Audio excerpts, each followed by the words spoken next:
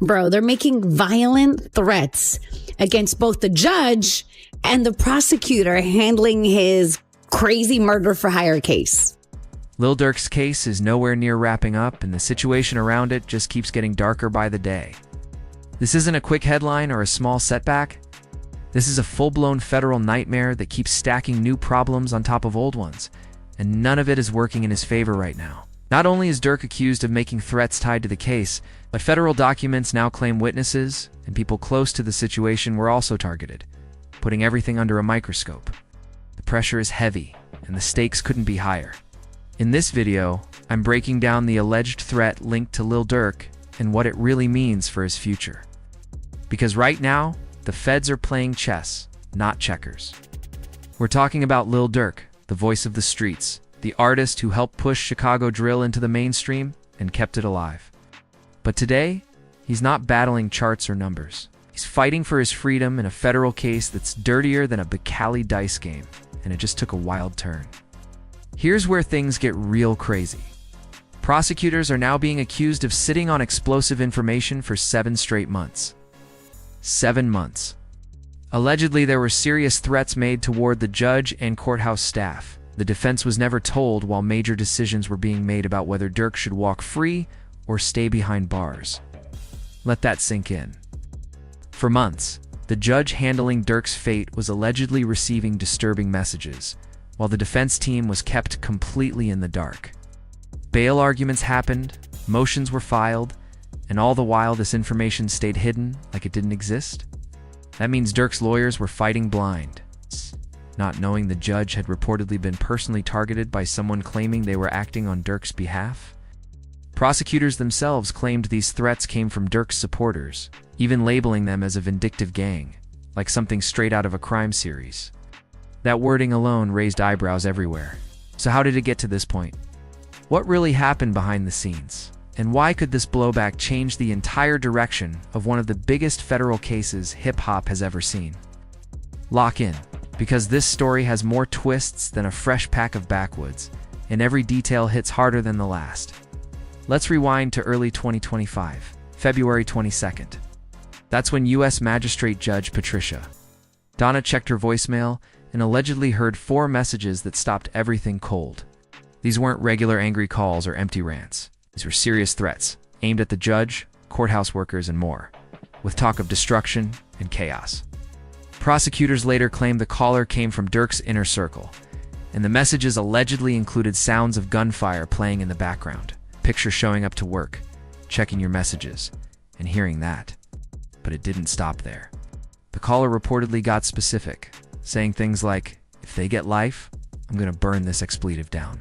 I'm talking about the world." And from that moment on, everything changed. "I'm gonna burn it to the ground." That's what the caller allegedly kept repeating, all while demanding that Judge Donahue free Lil Durk and his man DeAndre Deed Wilson. These weren't emotional outbursts or sloppy rage messages sent in the heat of the moment. These were repeated, deliberate attempts to pressure a federal judge into cutting loose defendants tied to one of the most high-profile murder-for-hire cases hip-hop has ever seen. This wasn't reckless talk. This was strategy, intimidation, and persistence wrapped into one ugly package.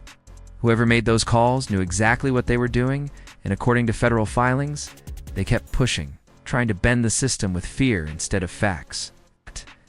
And if you think the madness stopped there, nah, it actually escalated. Fast forward to April 28, 2025, just over 2 months later. Now the heat shifts straight to the prosecution, and the lead prosecutor building the RICO-style case against Smirk allegedly starts receiving his own set of threats.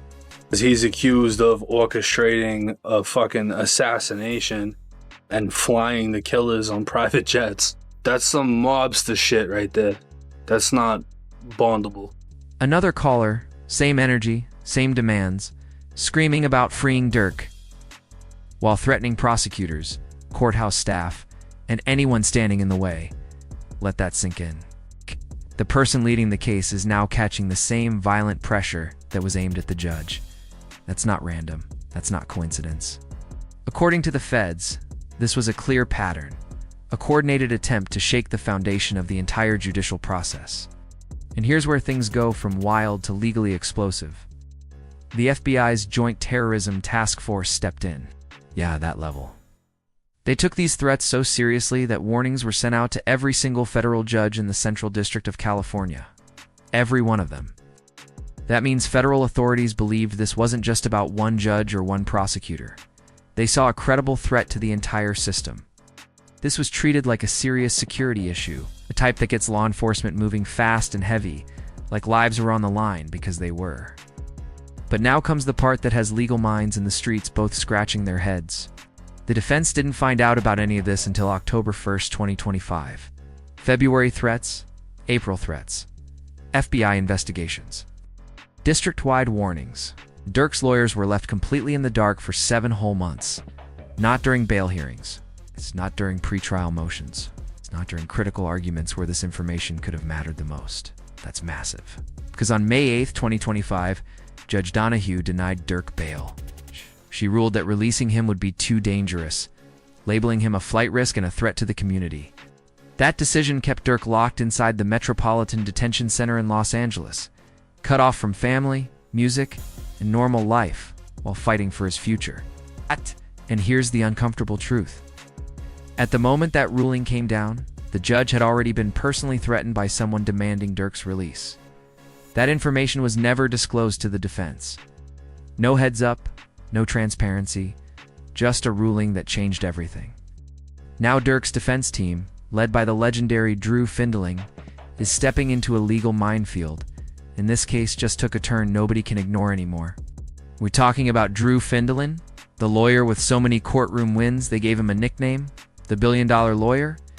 When his team finally stepped in, they didn't tiptoe or test the waters. On November 13th, 2025, they came out swinging like it was round 1 of a title fight, filing what can only be described as a full-blown legal nuke. No, they demanded the entire indictment be dismissed outright. And if the court wasn't ready to go that far, they had a backup plan just as wild: remove every judge and every prosecutor in the Central District of California from the case. Not one judge, not one office, everybody gone. This wasn't a polite request or a procedural complaint. They weren't asking for a different courtroom or a fresh face behind the bench. They were saying the entire process was rotten from the inside out. According to the filing, this 7-month silence poisoned everything so badly that a fair trial is impossible under any scenario. And in that motion, Durk's lawyers didn't hold back at all. They straight up called the non-disclosure an institutional cover-up, arguing it created a conflict so deep it shattered the integrity of the entire prosecution. That's heavy language, and it wasn't used by accident. Here's the line that really shook the room, pulled directly from their filing. They argued that Judge Donahue was in no position to decide whether Mr. Banks was too dangerous for release while being personally threatened by someone claiming to act on his behalf. Sit with that for a second. How is a judge supposed to objectively decide risk, danger, and flight when she's under personal threat tied to the same defendant? How do you weigh evidence calmly when there's an undisclosed pressure sitting in your head the whole time? That's not a small issue. That's the kind of conflict that shakes the foundation of the entire ruling. It's like asking someone to referee a game while one team's people are sending them threats, and then never telling the other side it's happening. Even if nobody technically broke a law, the whole situation smells off. But of course, this is federal court, and the government wasn't about to roll over quietly.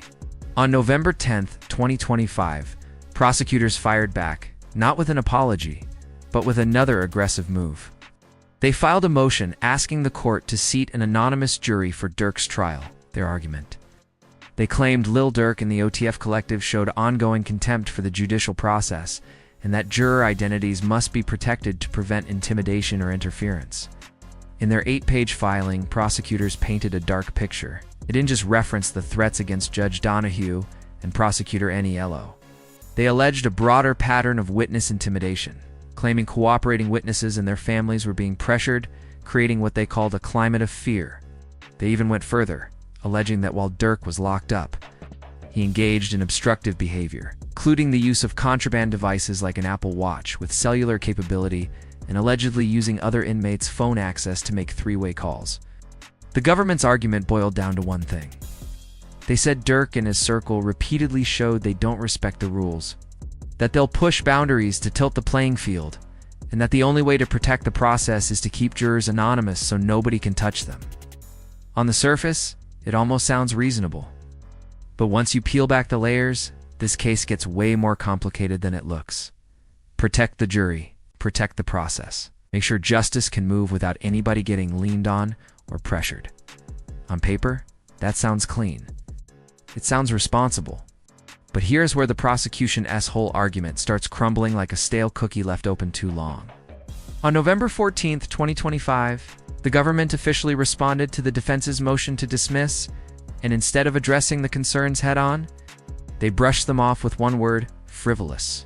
Yeah, that word. They basically said, okay, we didn't disclose the death threats for 7 months, but so what? According to them, the judge can still be fair, the prosecutor can stay objective, and the defense is overreacting. That response raised eyebrows everywhere. We were talking about death threats aimed at court officials in a case where the defendant is facing life in federal prison. 7 months of silence about information that directly affects bail decisions and pretrial fairness. The government's stance is basically, relax. It doesn't change anything. That level of confidence is wild. Now zoom out for a second, because none of this is happening in a bubble. This drama is unfolding in the middle of one of the most serious federal cases hip-hop has ever seen. A murder-for-hire conspiracy that could send Lil Durk away for the rest of his natural life. The case traces back to a tragic night on August 19, 2022, at a gas station in West Hollywood. According to federal prosecutors, Durk was allegedly driven by retaliation tied to the November 2020 killing of his close friend and OTF artist King Von. We filed a motion to dismiss because we said somebody said something either purposely or most likely negligently to a grand jury, which undermines the indictment itself, so we moved to dismiss the case. They claim that anger turned into planning, and planning turned into action. The allegation is heavy. Prosecutors say Durk orchestrated an attempt on rival rapper Quando Rondo. 5 alleged shooters, all tied to OTF, supposedly flew from Chicago to Los Angeles, tracked Rondo for hours, and opened fire at a gas station near the Beverly Center Mall. At least 18 rounds were fired, including shots from a modified automatic weapon, according to court filings. Quando Rondo survived without injury, but his 24-year-old cousin Saviaya Robinson was struck and lost his life in the chaos. There's the song in which Durk was just doing a feature. And in that song, there's no screams at all, okay? And so that is in the indictment. That single moment is what turned this case nuclear. The government alleges Durk financed the entire operation: flights, hotels, rental cars, equipment, all paid through OTF-linked resources. They claim he coordinated logistics carefully, allegedly instructing people not to book flights under recognizable names to avoid leaving a trail. They sit and look through not hundreds, not thousands, but probably tens of thousands, if not hundreds of thousands of verses, and tries to find something that they think is somehow connected possibly to a crime. Financial records, credit card data, and text messages tied to Durk's legal name are all being used to paint that picture. Okay, it's a circumstantial case built on money trails, communications, cooperating witnesses, but it's serious enough to make the entire industry nervous. So when Durk was arrested on October 24th, 2024, near Miami International Airport, prosecutors claimed he was preparing to flee, pointing to international travel plans allegedly headed toward Dubai. I know there was an attempt by some congressmen to do the same thing in federal cases. I don't think it's got the steam that it needs to, but it feels good to know there's some people in DC that are saying, you know what, do we really need to do this? And with all that hanging over this case, the question isn't just guilt or innocence anymore. It's whether this entire process has stayed fair from the jump, or whether the cracks are finally starting to show. A country with no extradition treaty with the United States, that detail alone made everything look bad on paper. The defense pushed back hard, arguing that Lil Durk is a globally known artist with legitimate business overseas, that the trip was planned long before any arrests ever happened. Still, optics matter in federal court, and these optics were rough. When you combine international travel with charges this serious, the result was predictable: bail denied. Since his arrest, Durk has been held without bond at the Metropolitan Detention Center in Los Angeles. Then, in April 2025, a superseding indictment dropped, adding a stalking charge on top of the conspiracy and firearms counts. At the same time, the court struck down references to Durk's lyrics that prosecutors initially tried to use as evidence.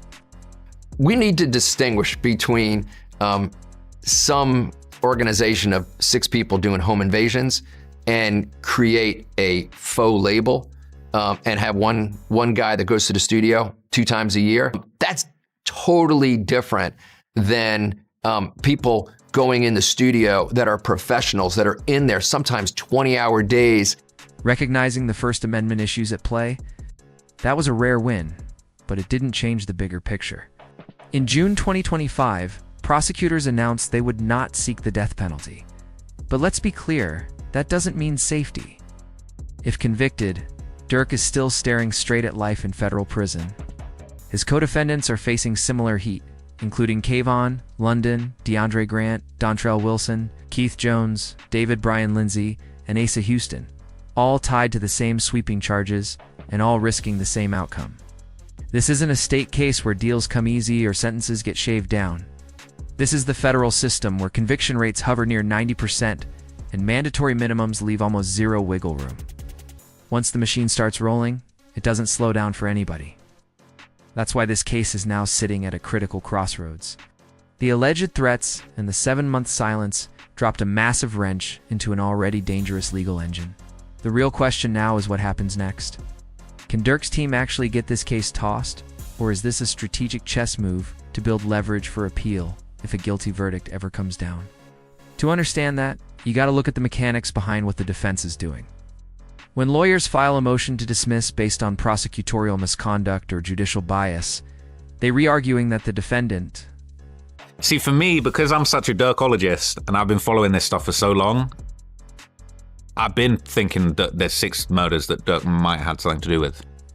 S. constitutional right to due process was violated so deeply that the case can't move forward fairly at all. This isn't about switching judges or hitting reset.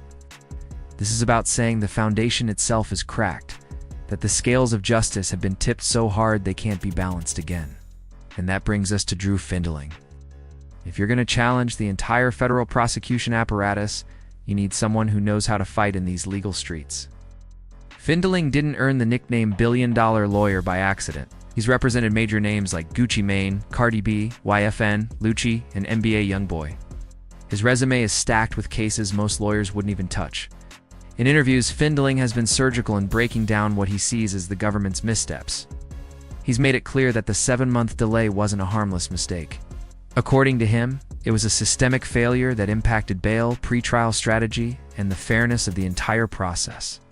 And that argument is exactly why this case is now on a knife's edge, with consequences that could ripple far beyond just one courtroom.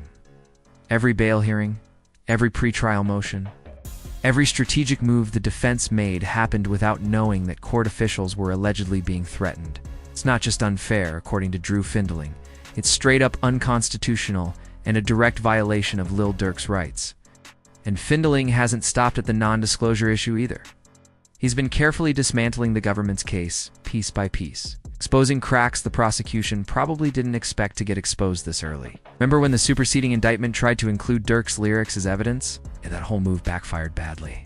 Prosecutors claimed a song titled Wonderful Wayne and Jackie Boy, featuring Babyface Ray, was released to celebrate and profit from the death of Xavier Robinson. Findling's team immediately went to work.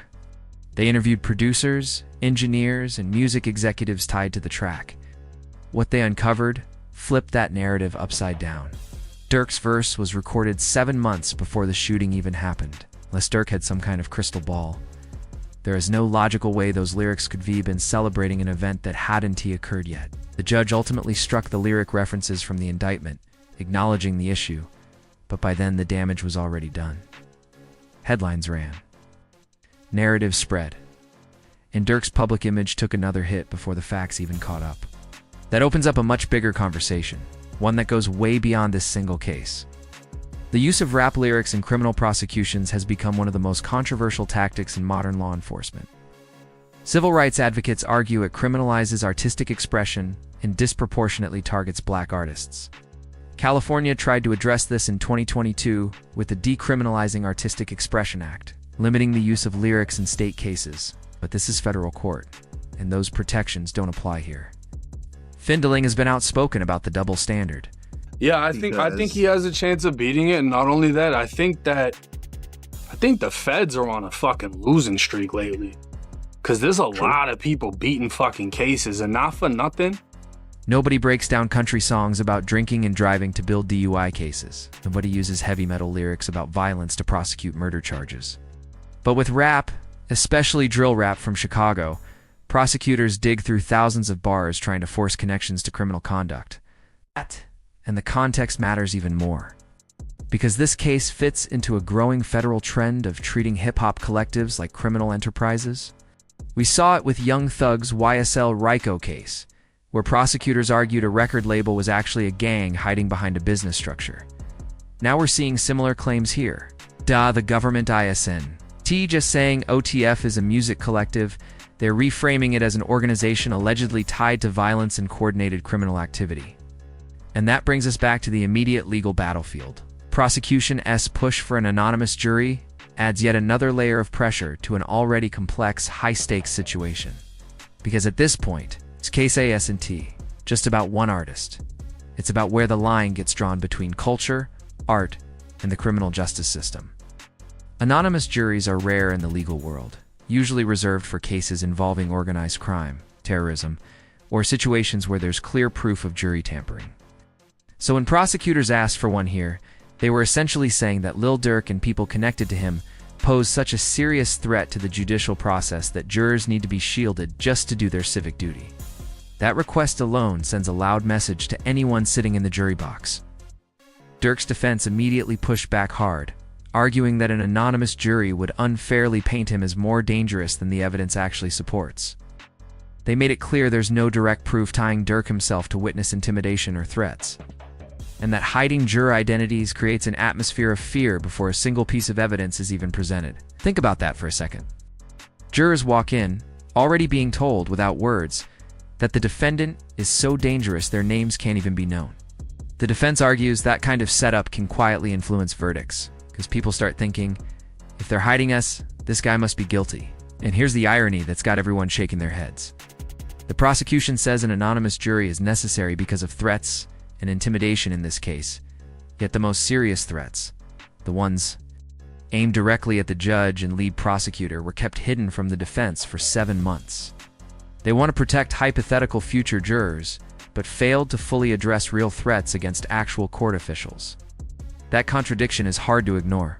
Let's get into what prosecutors are alleging Durk did while he has been locked up. Because these claims are a big part of why they say he should stay detained and why an anonymous jury is needed. According to court filings, Durk allegedly violated multiple rules at the Metropolitan Detention Center in Los Angeles. Prosecutors claim he used phone accounts belonging to more than a dozen other inmates to make three-way calls, allegedly bypassing monitoring systems. They also allege he possessed and attempted to destroy a contraband Apple Watch with cellular capability. Those accusations were cited as proof that Durk Docent respect the rules and were factored into Judge Donahue. This decision to deny bail back in May 2025. But once again, the defense circles back to the same core issue. How can anyone be confident that decision was completely fair when the judge was operating under the shadow of undisclosed death threats? According to the defense, we simply can't know, and that uncertainty alone is enough to contaminate the entire process. Prosecutors also referenced other alleged violent conduct, even though no charges have been filed in those matters yet. In December 2024, unsealed filings revealed FBI allegations linking Durk to funding a separate murder-for-hire case in Chicago, the January 7, 2022 killing of Stephen Mack outside a youth center, according to prosecutors. That incident was retaliation tied to the death of Durk's brother, DTHANG. They used those allegations during bail arguments to portray Durk as someone with a pattern of financing violent retaliation, even without formal charges attached. There's also mention of a confidential witness, someone cooperating with the government, claiming Durk placed bounties on individuals connected to past conflicts. Those claims haven't been tested in court yet, but they're already being used to shape the narrative around him. And with all that piling up, the pressure on this case keeps intensifying, raising even more questions about where this trial is really headed and whether the line between allegation and proof is starting to blur dangerously. 6 additional people were mentioned, though the details remain heavily redacted in court filings. No new charges came from those claims, but let's be real about why they were introduced. Prosecutors used them to shape a narrative, painting Lil Durk as someone who allegedly turns to violence to settle disputes and protect street credibility. Even without indictments attached, those allegations still carry weight in a courtroom and in the court of public opinion. As it stands right now, the trial is scheduled for January 20th, 2026, in front of U.S. District Judge Michael Fitzgerald. Before that date, the court is expected to hear arguments on the defense's explosive motion to dismiss and the government's push for an anonymous jury. That single hearing could completely reshape the future of this case. Yes, if the dismissal motion is granted, which would be extremely rare in federal court, the charges against Durk could be wiped out entirely, a nuclear outcome. The more realistic scenario is that the court orders a new judge and a new prosecution team, basically hitting reset on the entire case. And even if the dismissal fails outright, Durk's legal team still has multiple plays left on the board. They could argue on appeal that any conviction is invalid due to the 7-month non-disclosure. They could push to revisit the bail decision in front of a judge who was personally threatened. They could challenge the anonymous jury request as inherently prejudicial. Bottom line, with Drew Findling leading the charge, every possible legal avenue is going to be explored. I'll zoom out even further because this case has grown into something much bigger than one man. This isn't just about whether Durk orchestrated a murder-for-hire plot. It's become a referendum on how the justice system treats high-profile defendants, especially black artists from hip-hop culture. It raises uncomfortable questions about secrecy, power, and whether prosecutors can withhold critical information while still claiming the moral high ground. And we can't forget the human cost behind all this legal warfare. Saviah Robinson, the 24-year-old cousin of Quando Rondo, lost his life in the West Hollywood shooting. By all accounts, he was an innocent man caught in the crossfire, just pumping gas, just living his life, when violence exploded around him. His death is real, permanent, and devastating. In February 2025, his mother filed a wrongful death lawsuit against Durk, seeking accountability for her son's life. That's not strategy, that's grief. It's pain that no courtroom argument can erase. At the same time, Durk is still a father to 6 kids who've only seen him through glass since October 2024. He's a son who recently reconnected with his father after 26 years apart. He's a brother, a friend, and a pillar in a Chicago community that watched him beat the odds and make it out the trenches. He even founded the Neighborhood Heroes Foundation, pushing anti-violence initiatives in the same neighborhoods prosecutors now claim he was orchestrating violence from. Ow. Those contradictions are loud, and they're impossible to ignore. And looming over all of it is the death of King Von in November 2020. The moment prosecutors say, set everything in motion. Like dominoes falling, one loss leading to another, dragging the streets straight into the courtroom. And as this case moves forward, one thing is clear. No matter how it ends, the ripple effects will be felt far beyond this trial, touching music, culture, and the justice system itself. And Durk wasn't just dealing with a label partner or a business associate when it came to King Von. They were brothers in everything but blood, grew up together, moved together, and survived together in a block on Chicago's South Side. They navigated the dangerous lane of drill rap side by side, where authenticity isn't just lyrics, it's lived experience, real loss, and real consequences. When Von was killed outside an Atlanta hookah lounge during a confrontation with Quando Rando's crew, it shattered Durk. That night ended with Timothy Leaks, who was with Quando Rando, shooting and killing King Von. The incident was later ruled self-defense, and murder charges against Leaks were dismissed in August 2023 under Georgia's Stand Your Ground law. Leaks walked free. Von was laid to rest. According to prosecutors, that moment lit the fuse for everything that followed. They claim it sparked a cycle of retaliation that eventually led to the death of Saviah Robinson nearly 2 years later. One tragedy bleeding into another, streets colliding with the courtroom in the worst way.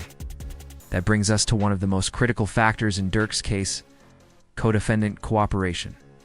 In street terms, snitching. In federal court, cooperation is everything. Federal cases live and die on it. The conviction rate in federal court is sky high for a reason. Prosecutors are experts at flipping defendants, offering reduced sentences in exchange for testimony. Rumors have been swirling that one of Durk's co-defendants, possibly Grant Cavon, may be cooperating, though nothing has been officially confirmed yet. If someone high up in the alleged operation, someone involved in planning or execution, decides to take the stand and cooperate, Durk's chances drop dramatically. Federal prosecutors don't need perfection, they just need to convince 12 jurors beyond a reasonable doubt. And when a co-defendant gets on the stand saying, "Yes, I was there. Yes, he paid for it. Yes, he gave the green light," that testimony hits hard, even when it comes from someone trying to save themselves from a life sentence. On the flip side, if all co-defendants stay solid and refuse to cooperate, Durk's odds improve significantly. Without insider testimony, the government's case leans heavily on circumstantial evidence, financial records, messages, travel logs, and timelines. That's real evidence, no doubt, but it's not the same as an eyewitness laying it all out step by step. Without someone inside the operation pointing fingers, reasonable doubt becomes much easier for the defense to build, and that's where this story stands right now. A case balancing between legal strategy, loyalty, grief, and consequences that stretch far beyond one courtroom. No matter how this ends, the impact will ripple through hip-hop, the streets, and the justice system for years to come. If you found this breakdown valuable, make sure to check out more videos on your screen right now because this story and others like it are far from over.